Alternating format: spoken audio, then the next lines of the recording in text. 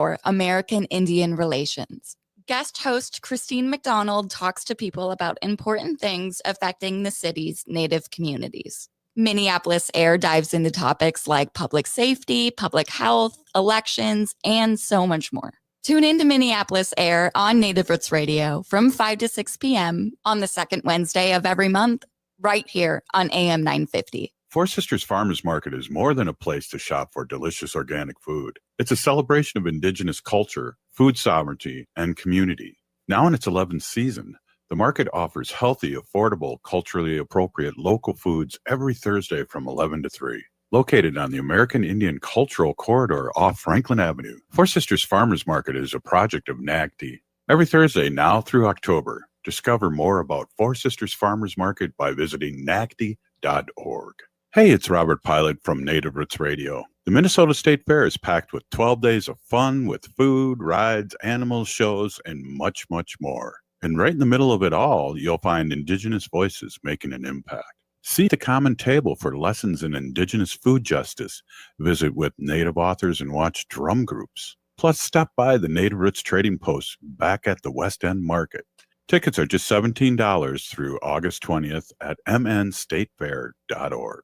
Signing up for $1 bus and train rides with the Transit Assistance Program, or TAP, is quick and easy. Do it straight from your computer or phone by uploading one of the pre-approved documents listed at metrotransit.org/TAP, along with a copy of your ID. We'll mail you a to-go card with a full year of discounted rides. For questions or translation help, call 612-373-3333. 612-373-3333. With a look at your AM 950 weather, I'm Patrick Lilia. Partly cloudy tonight with a low of 69, then Tuesday sunshine with a high of 82. Cafe Latte is unlike any restaurant you've ever experienced. Grab a tray and pick from their award-winning selections of soups, salads, sandwiches, and mouth-watering desserts. Cafe Latte, Victoria Street and Grand Avenue in St. Paul, or cafelatte.com. Good day to be Indigenous. Get up, stand up. They are going to become more brutal. Couldn't cut, he cut again. Because all the hippies were trying to be Indians anyway. They're going to become more repressive because it's a matter of dollars and their illusionary concepts of power. Hey, Victor. We must live in balance with the earth. And also with recent happenings at Wounded Knee. I am awake. Welcome to Native Roots Radio presents I'm Awake, and I'm your host, Wakanja Hade. Hey, Kadagi to all my friends and relatives in four directions. You are listening to Native Roots Radio presents I'm Awake, and I'm your host, Robert Pilot. Hey, we discuss local, national, Native news and events, and as you know, Native issues are human issues, and human issues are Native issues. Hey, welcome everyone. It's a Monday. I got a couple interviews coming up in the next couple segments. Of course, the show will be ending with Wendy and I talking about our sacred animals, our relatives all over Turtle Island. So we really appreciate you listening to the show. This is like, we're in our 9th season, and we're really, really happy to be on the air and have all these great guests over the years that really make this show. And then all our regulars that are on, like Dr. Stately, Robert Lilligren, State Senator Mary Kunesh, State Representative Heather Keeler, Bob Blake from Red Lake. I always like to say that. Really, that's what makes the show. We're just a conduit here. And we started the show, because of Standing Rock. And if people don't remember that was 9 years ago. We're in our 9th season here on Native Roots Radio Live. All over the platforms, the podcast platforms, but also, we're on over 30 stations across Turtle Island. We really appreciate everybody's support our sponsors, support everybody. Mention Native Roots Radio, and we really appreciate it. I just have a couple notes here before we really get going in the show. One of the notes, of course, is that we'll be doing a live broadcast at the Minnesota State Fair. The first Thursday and Friday at the fair, and we'll be down. It's pretty hard to explain, but we are down in the West End Market.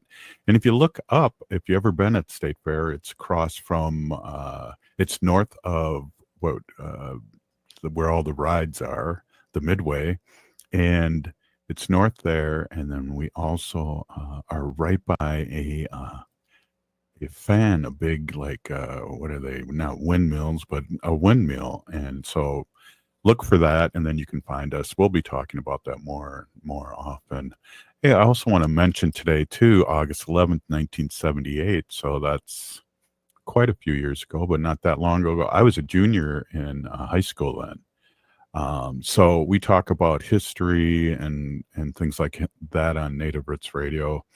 And one of the things that I'd really like to talk about today, right now, is about August 11th, 1978. So that's not that long ago, but Congress enacted the American Indian Religious Freedom Act. So imagine being Native American, being here for 10,000 years, and the government that's colonized you and overseen you will not let you do your own religion. And that's what we were dealing with for many, many years. So a lot of people might have changed and gone into the Native American church and things like that, so they can still do things that are, Native, along with, being part of the church, so they wouldn't be persecuted. But with this act that Congress enacted in 1978, it lifted the ban from many Native American religious ceremonies, including, the legendary ghost dance, which really, really freaked people out when they were doing the ghost dance. They really wanted to make that illegal, and they did until 1978. So, we're really happy that we're able to practice our own religion. But I just want to throw that out there to people that are listening and maybe born before 1978 and realize that, a country that was based on, at that time, and of course not now with Trump in office, based on freedom of religion, now that we couldn't in our own land practice our own religion. So hopefully you take on the irony and not take it on, but just learn about it too. It's an amazing fact that we're third, fourth class citizens in our own land, but we are resistant, as you know. And so I just appreciate everybody out there that supports Native Americans, that are our allies, and of course our Native American community here, especially in the Twin Cities, where we have over 75,000 urban Indians. And so that's really interesting. We have the largest here in the Twin Cities, the largest Native American urban population in the country. And I just want to remind everyone of that too. Hey, another thing too, that really is kind of right in front of us now. Trump tried to do this in California and was pushed back. But as of late last night, August 10th, cops and feds crawling everywhere at Union Station in D.C. The feds are out in full force, checking papers. This is reported by Flare.usa to say they're part of the surge. Glad we voted in police state, but at least our grocery prices are down and the economy's better, right? Wow. I hope people are taking notice to this, because this is a prequel to the 2026 elections. And so we need to talk about this, be aware of this, and know that the blue states are being attacked. Got to also give a quick shout out to the local government Democrats in Texas that are still resisting by not being there for that gerrymander. And if the Republicans think they were going to win this so easy, why are they doing all these things? And really, we have to be careful, because they're going to make it really, really hard to vote this time around. So I just want to throw that out there. And, I just want to say, too, that we're going to miss Governor Evers. And we do have another report from Governor Evers, so I'd really love to play that right now. So let's take a listen to our friend, Governor Evers from the great state of Wisconsin. Hey there, Native Roots Radio. Governor Tony Evers here with my weekly update. Hey there, folks. Governor Tony Evers here. Healthcare should not be a privilege afforded only to the healthy and wealthy. And over the past 6 years, my administration and I have worked hard to increase the affordability, accessibility, and equity of healthcare in our state. However, in recent months, we've seen politicians in Washington cut critical programs that kids, families, seniors, veterans, and farmers depend on to pay for tax cuts for millionaires and billionaires. One of those critical programs being decimated is Medicaid, which provides care for more than 1.2 million Wisconsinites. Unfortunately, congressional Republicans, including Wisconsins, voted to cut Medicaid and kick 270,000 Wisconsinites off of their health care. And at a time when our hospitals and rural hospitals in particular are struggling, cutting Medicaid jeopardizes their ability to keep their doors open. We have already seen the impact hospital closures can have on the well-being of local communities in the wake of the closures in western Wisconsin. These closures were devastating to folks all across the region, disrupting the lives of hundreds of workers and leaving thousands without access to care in their area.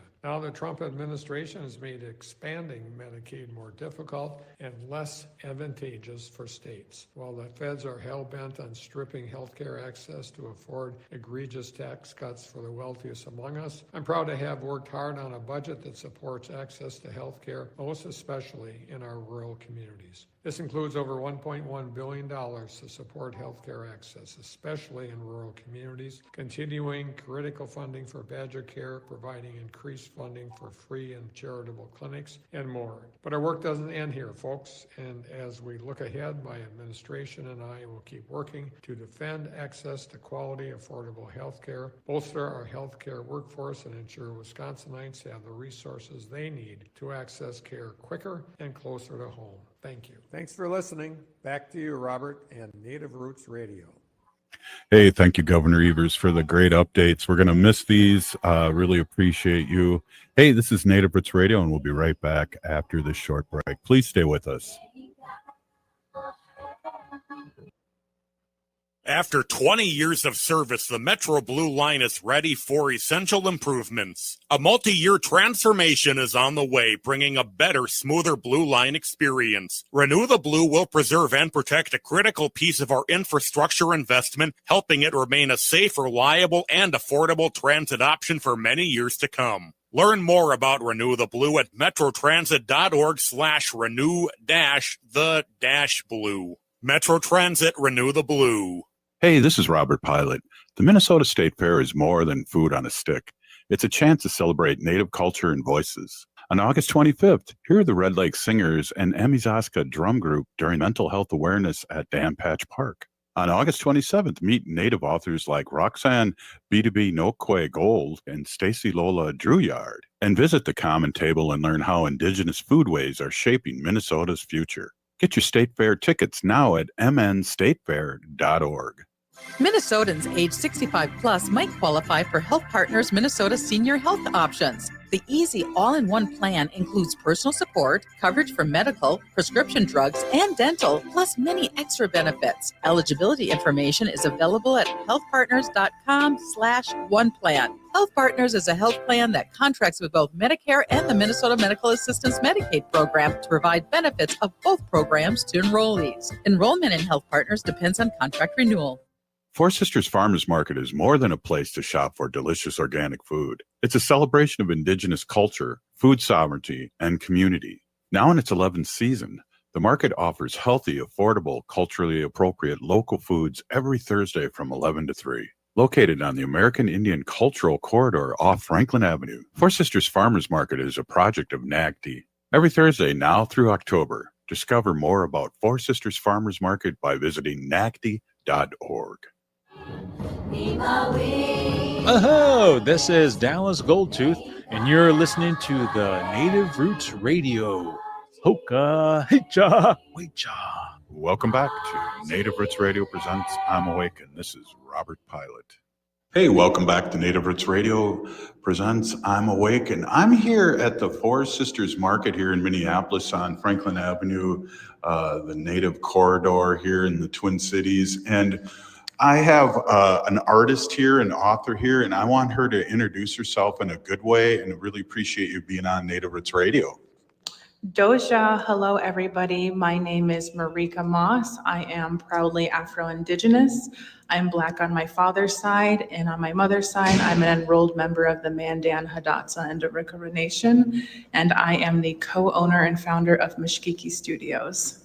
That's awesome. And you're also an author too. And I come and see what you and your partner have in your booth, and you have something new too this week. And it's just awesome that you're creating and out here, you know, promoting your art, and you also have a book too. Yes, so my book is called Sweetgrass and Soul Food. It is a literal and a symbolic play on my identity, being Afro-Indigenous. And that released Juneteenth or June 19th as a Freedom Day of Black Liberation. And then on the next day, on the summer solstice, the hard copy was released, so I can truly honor my identities. So what is the book about? The book is about living at the intersections of being both Native and Black. It is a memoir in poems. And it's sort of, I say it's a little roller coaster. I have a page that says how to read this book, and it's not in perfect order. So it could be me at Catholic school, and my siblings being the primarily only people of color. Or it could be my auntie teaching me how to milk corn in the kitchen, or making fry bread with my mom, or visiting the Badlands. That's awesome. I love the Badlands. I've been out there for American Indian Movement's anniversaries and driving through there, and it's just like sand castles, you know, when you make the wet sand. It's just so beautiful and spiritual and quiet. That's really cool. Well, you have some things going on here, and I'm really excited to hear more about it, but you have a store opening, which is a great way to resist and fight back. And I really appreciate you, and again, your partner, doing these things. Tell us a little bit about that and where it is and when it's opening. Yes. So again, my business is Mishkiki Studios. Mishkiki means medicine in Ojibwe, and we are a educational and a wellness studio. So we actually started this about 2.5 years ago, and we have been doing community workshops for a little over a year now, and we see the impact is phenomenal. And we really love what we do. So we decided to open a storefront. One of the questions we keep getting asked is, do you have a store? Do you have a brick and mortar? And we're like, you know what, let's just go ahead and do it. So our new store is gonna be off of 40th and Minnehaha, and the grand opening is August 16th from 12 to 5 p.m. There's gonna be a plethora of Native and BIPOC vendors. We love to make it a community event. I had my book release on July 6th at Indigenous Roots Cultural Center. Same thing, I brought in vendors and BIPOC, because when we win when we all win. So I love bringing in others to share the wealth and, you know, community hugs. And so there's going to be music, dancing, DJs, and, you know, we're just going to be hanging out.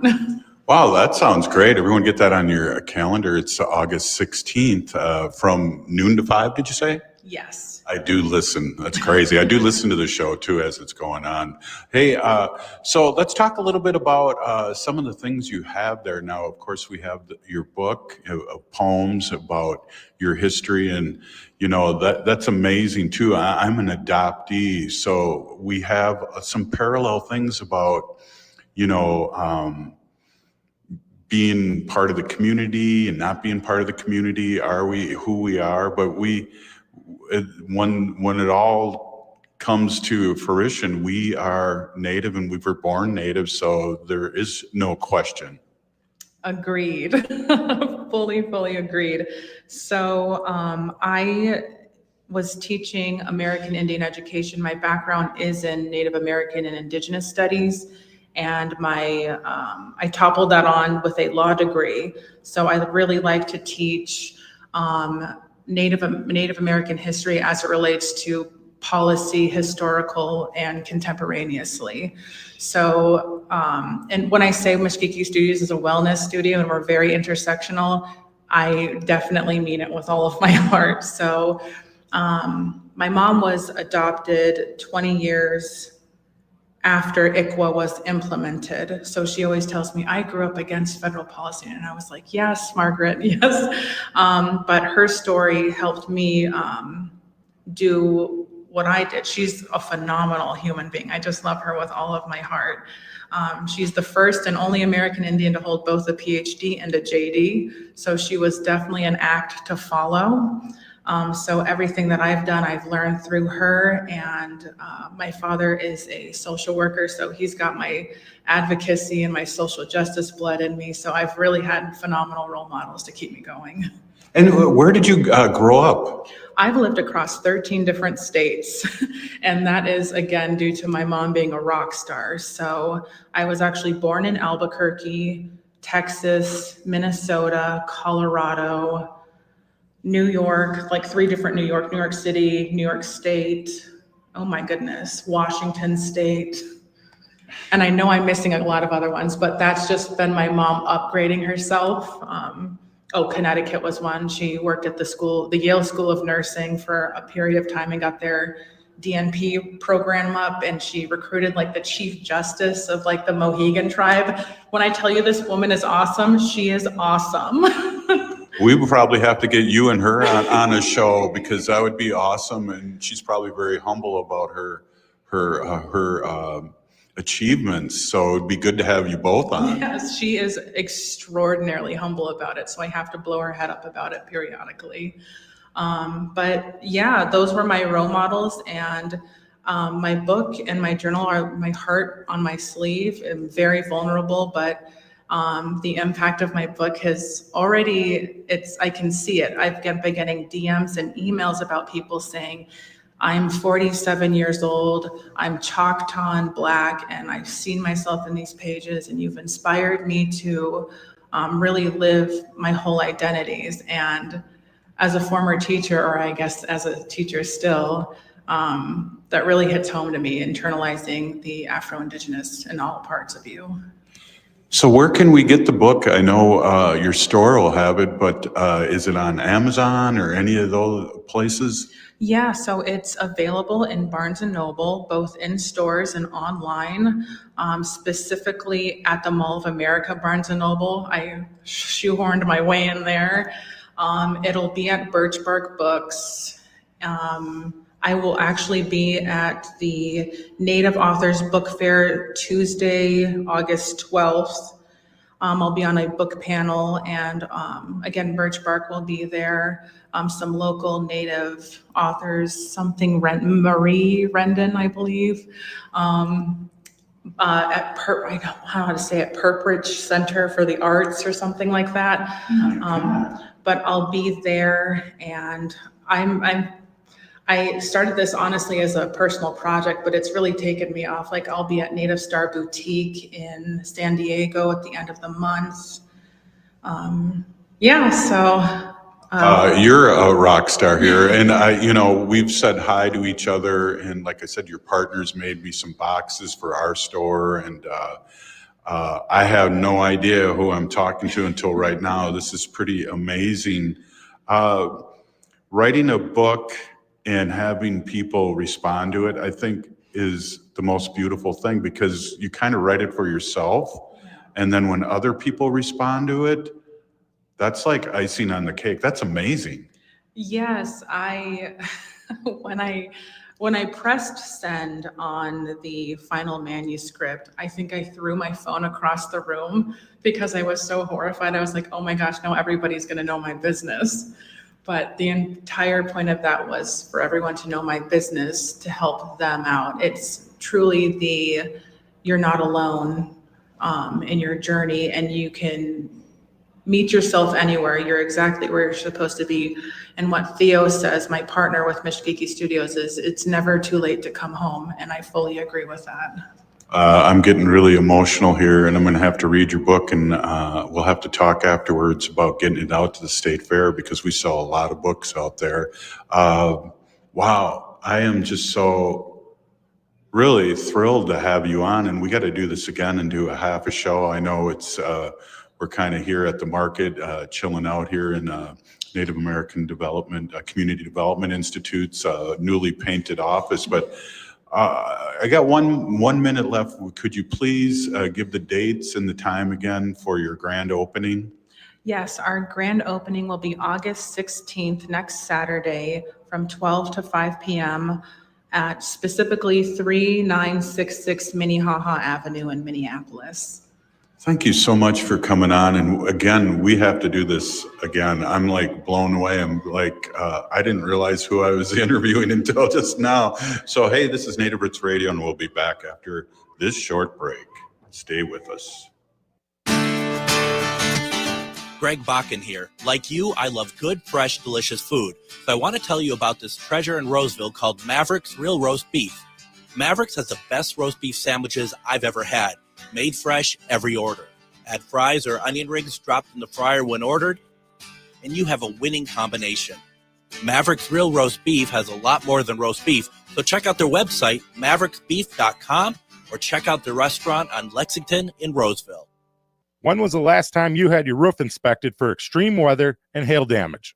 This is Chad, owner of AM 950, to talk about the exterior construction company I trust, Snap Construction. If you've noticed new roofing projects in your neighborhood, your home was likely hit by hail last summer and experienced damage. Snap Construction is helping homeowners like you, and they're the roofing specialists I trust. They are the most well-reviewed contractor in the Twin Cities and have a ton of positive customer reviews from homeowners just like you.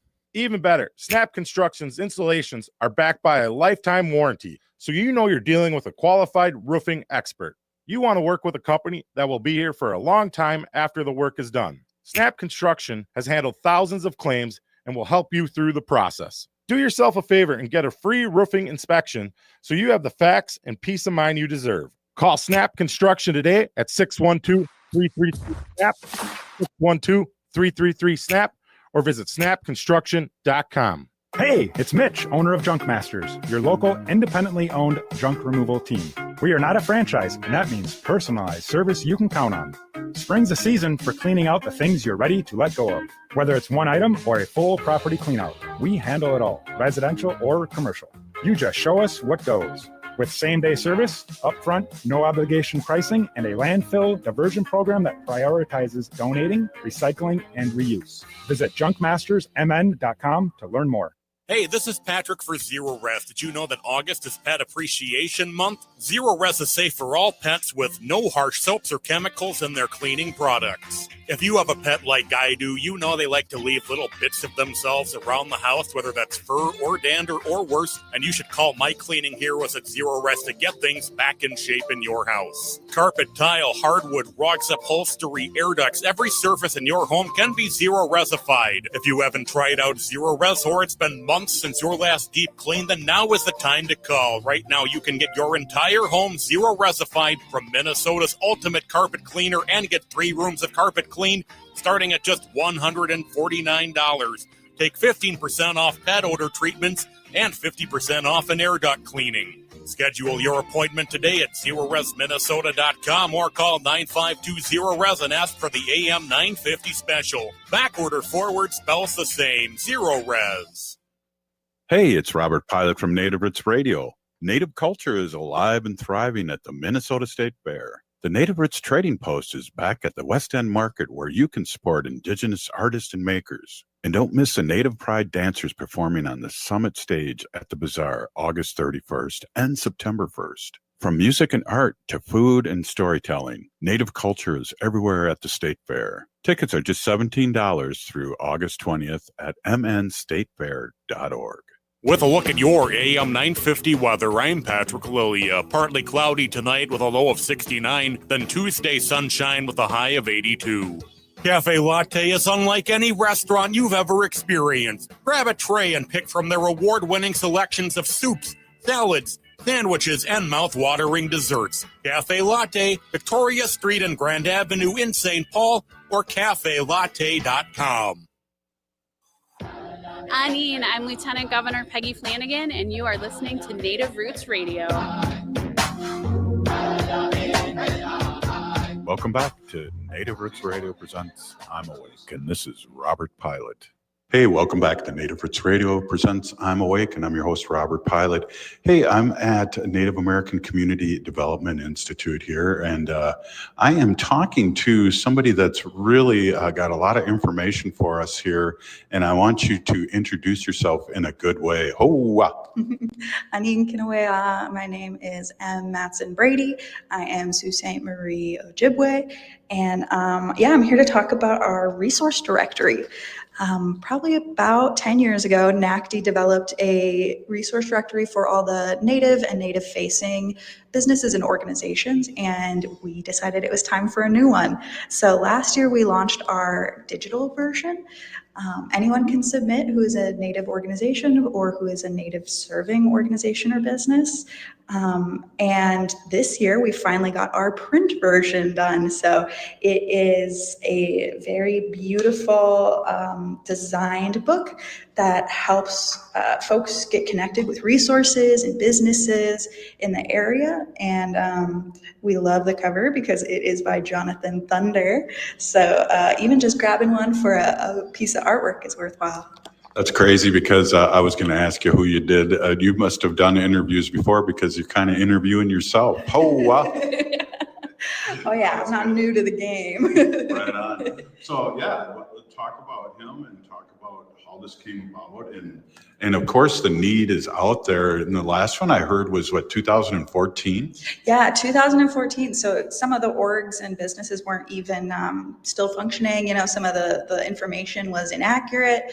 And we find that a lot of orgs, when we work with folks, there's so many resources out there, but there's not one central area for it. So this isn't the end all be all, but it's a really good start to getting all of our resources in one place for people who are either service providers or, just members of the community looking to connect. So we started this project, and we knew we wanted some Native art involved, and we reached out to Jonathan Thunder to make a piece that would really exemplify health and wellness and our community.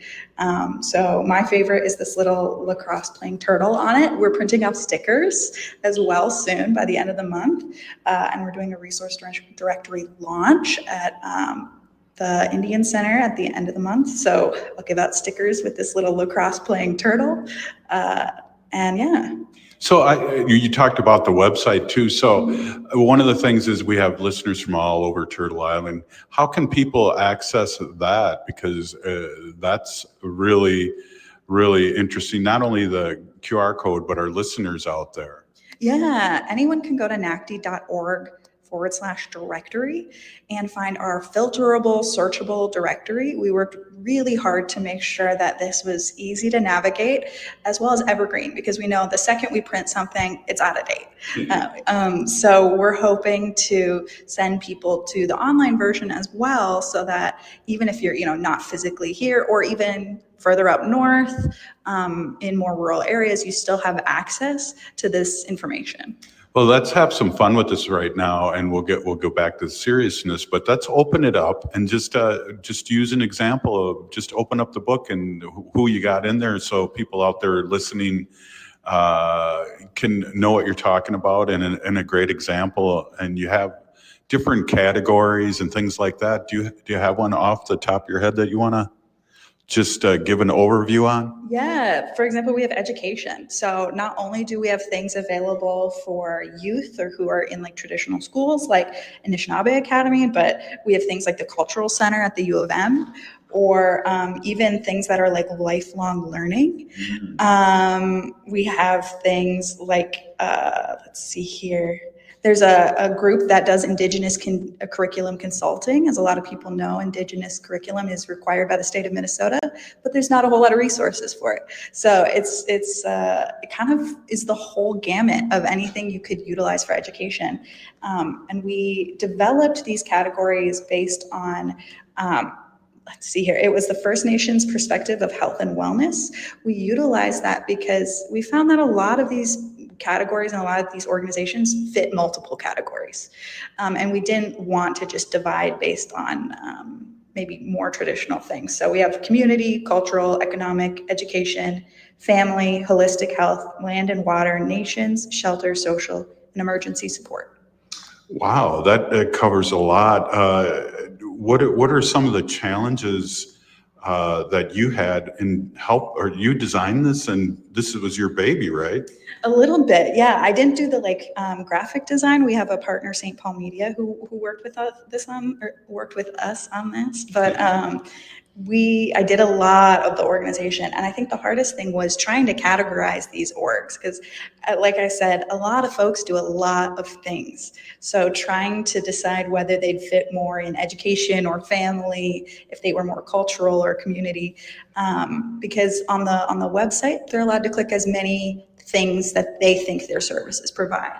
I like it too, because when we were talking about education, you have Johnson O'Malley in there, and as a former high school teacher, there was always questions about, is it lineage or is you have to be enrolled and things like that, that would have been really handy for me to be able to call. Yeah, we have some icons. We did a lot of community engagement, and we found the things people want to know ahead of time before hitting a resource. And the biggest three were whether it was native led or native owned. So we have a little icon for that, whether transportation was provided, which is a big issue with services, as well as whether enrollment or descendancy is required to access the services, which we found was more for things that are like maybe the urban offices for tribal programs, but there are some too that people want to know ahead of time. Wow, that's exciting. Hey, I want to talk a little bit about this again towards the end, but I want to, and how people can get it and where the resources, but I'd like to just talk a little bit about what you do for Native American Community Development Institute. And Robert always gives me a hard time that I don't say NACD because I mess it up all the time, but I just said it right there. What else do you do for NACD? Yeah, I'm the communications manager for NACD, which means I kind of have my hand in every pot of our programming. So I help our Four Sisters team, our Make Voting a Tradition team, our All My Relations team, just get the word out about programming, whether that's social media or email, press releases, events. I'm kind of everywhere. What is your education background? Yeah, I went to school for English and advertising. So I got a lot of skills in, communications broadly, and that's been really helpful. So where did you graduate? Iowa State. Oh, okay. We'll move on. No, just kidding. There's Ho Chunk land in Iowa too, so we can talk about that. Ho. So I'm a Gopher, so that's hard to always hear about the Big Ten schools that other people that are doing well, like yourself here. So let's talk a little bit again. We got a few more minutes here on Native Roots Radio. Talk about how people can get this. I know I'm at the Four Sisters Market here, do tell, and you're handing these out. But there's other ways to get these, and there's also other ways to get this information. That's for our listeners that are driving. I always like to repeat these good goodies. Yeah, so again, anyone can access that online version at nacd.org/directory, as well as submit their organization or business to be added both to the online and to any future reprints of this. We plan on having a kind of breakfast giveaway at the end of the month where we're gonna be at the Indian Center and gatherings and be handing these out. That date has not been officially set, but check our social medias and we'll post that as soon as we can. Like you said, every farmer's market, every Thursday, 11 to 3 here at the NACD offices or in the Powell Grounds parking lot, we are giving them away. And anytime you see NACD or any of our programs tabling, we will have these available to hand out. Yeah, we're really blessed here in Minneapolis, and I live in St. Paul and also out east, but we're really blessed here with the large community that we have here in the Twin Cities, and we're on the Native Corridor here on Franklin Avenue, which has so much history, and it's really changed over the last 30, 40 years, and it's really become a great place to come hang out and see relatives and you guys have been boots on the ground. I mean, with the native vote and all these things. So I'm just really glad to amplify what you guys do. And really, excited about getting this book out and getting information because it's well needed, because not only for us, but for our allies out there, how they can, like you said, is this native run and things like that. So that's really important for us, because we're used to a lot of times, getting used and people, the fair is coming up, so we're going to have a lot of native inspired art out there, which really just means it's stolen.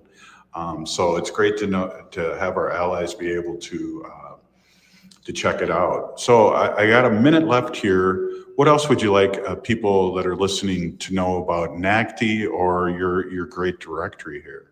Oh, good question. Well, first of all, just thank you for interviewing and helping us get the word out about this. We're really excited about this. Oh gosh, I think just the best way to connect with us is come to our events and see what we're doing. I think it is so surprising even to someone like me who works here, just how much we are doing. So there's a lot of programming you can get involved with, and we are always excited to see folks, both Native folks and our allies. That would have been a good way to end this segment, but I still have a minute. What I want to ask you now too, which is really Robert Lilligren and I talk about this a lot, is how he runs, and I shouldn't even put it in those terms, but how you have to take care of yourself first. Can you just talk about that? Because I just believe that that's the way all business should be run, and it's very native to be doing it. I think our model is take care of yourself first, your family second, and your work and community third. I have seen it really change the workplace for the better, and it ends up creating a more productive environment, because when you show up with 100%, and you show up as much as you can, and your coworkers are able to help support you in any way. So it is a very sustainable model. There's a lot of burnout, I think, in nonprofits, and it's a really great way to avoid that. Wow, with those words, I really appreciate that, and I really believe in what you're doing here. And again, thank you, Big Peeny Gigi, for the NACD Resource Directory with the great art on there, and thank you so much for being on. Yeah, Miigwech for having me. Right on. Hey, this is Native Roots Radio. We'll be right back after this short break. Please stay with us. The city of Minneapolis is now on Native Roots Radio with Minneapolis AIR. AIR stands for American Indian Relations. Guest host Christine McDonald talks to people about important things affecting the city's Native communities. Minneapolis AIR dives into topics like public safety, public health, elections, and so much more. Tune in to Minneapolis AIR on Native Roots Radio from 5 to 6 p.m. on the second Wednesday of every month, right here on AM 950. Hey, it's Robert Pilot from Native Roots Radio. Native culture is alive and thriving at the Minnesota State Fair. The Native Roots Trading Post is back at the West End Market, where you can support Indigenous artists and makers. And don't miss the Native Pride dancers performing on the Summit stage at the Bazaar August 31st and September 1st. From music and art to food and storytelling, Native culture is everywhere at the State Fair. Tickets are just $17 through August 20th at mnstatefair.org. Signing up for $1 bus and train rides with the Transit Assistance Program, or TAP, is quick and easy. Do it straight from your computer or phone by uploading one of the pre-approved documents listed at metrotransit.org/TAP, along with a copy of your ID. We'll mail you a to-go card with a full year of discounted rides. For questions or translation help, call 612-373-3333. 612-373-3333.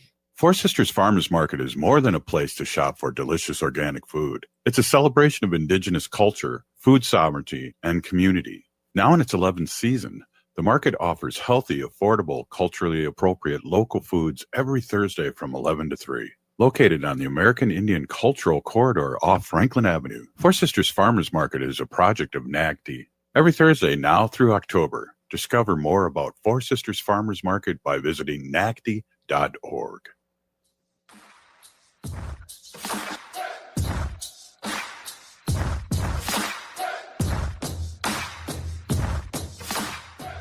Hi, I'm Tiergan. And I'm Hadley. We're two of the very first listeners, and we're still listening to Native Roots Radio. Hey, welcome back to Native Roots Radio. I'm your host, Robert Pilot. Welcome, Wendy. In this portion of the Yes. show, we like to bring awareness to our Minnesota wolf population. Say no to the hunts. No. No. Hey, wow. Hey, I want to introduce again my awesome and beautiful wife, Wendy. Wendy's been an animal advocate for many years and is co-founder of Native Roots Radio, and we're in our 9th season, and she's been bringing us our sacred animal portion of the show for many, many, many, many years. And welcome, as always, Wendy. Thank you, Robert. Hey, everybody. My name is Hanaji Hihani. That means cares for them. And I was given that name by my Dega, Curtis. Curtis goes by Mashke Hanajinga, which means walks on white clouds. I'm a policy volunteer for Humane World for Animals, formerly known as the Humane Society of the United States. And I work on the animal issues at the local and state level. It's always my pleasure to do that. Yeah, I have some sad news today. And this is from West 42nd Street, New York City. Yeah, a carriage horse collapsed and died in Hell's Kitchen 2 days ago, just blocks from its stable, drawing shock reactions from witnesses and reigniting scrutiny of New York City's horse-drawn carriage industry. I know you and I, Robert, have gone into the city many, many times. And We've given them the finger, and they knew why. I told one of them, and I don't know. I just want this to be true. I mean, I know I'm old and I don't have, many, many, many years left, but I said to one of them, your industry is going to be gone in my lifetime. He had some flavorful language for me, but anyway, a lot of cities are transferring over to these like electric carriages. They look exactly like a carriage, and they're made by electric, and instead of gas. Yeah. And the guy's still in the front, and he goes, it's just like, I think, such nostalgia when people go, and it's just such a tourist trap and attraction that people think that it's a fun thing to do while you're in New York City. But I'm going to say, just stop it. Just knock it off.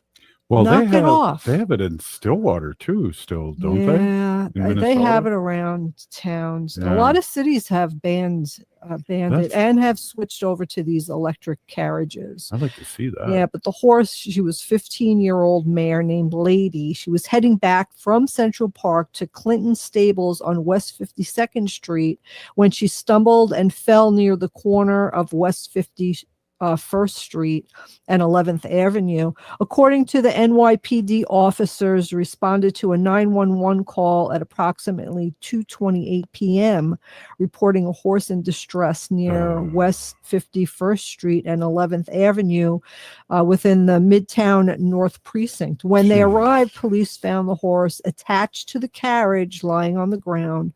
Police said that no arrests have been made and investigations remain ongoing. Yeah, there was a deli worker at Farmer's Cafe and Market said the incident unfolded right outside their shop.